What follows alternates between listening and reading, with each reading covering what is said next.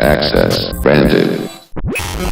What is up? My name is Alexander. I want to present my version of the QA course in this video series. So, who is this course for? It is actually for several types of people. It's for the ones who are completely new in the topic and want to jump in and see how it goes, and the ones who are already familiar with the QA activities and want to either draw a line below the things they already know or switch from manual to automation QA. There's gonna be only valuable information, no bullshit, because believe my experience, I have seen tons of that stuff. So, to start with, a little bit about myself. I've been working remotely since 2014, so it's almost like 10 years now. And I've changed lots of projects and positions since then. Here are some of those. I've been a customer and technical support representative. I've also led a technical support department of 3 people. I've been a manual QA, and for the most part of my career, I've been in automation QA. And I also got some lead QA experience, which is managing people. I've been working in various domains, such as online education, cybersecurity, no-code application building, sustainable energy, and many others. Listen, I know there's a lot of QA courses at this point. They're all different, they all cover,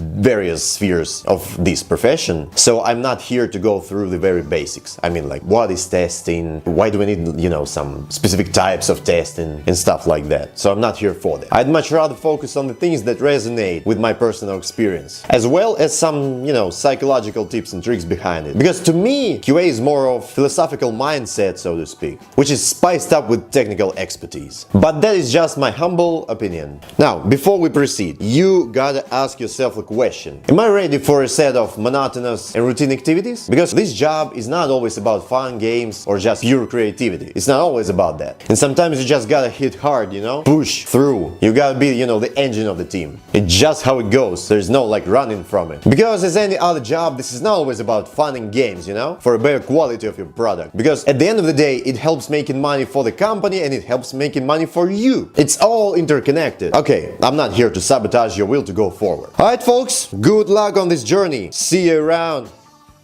Peace.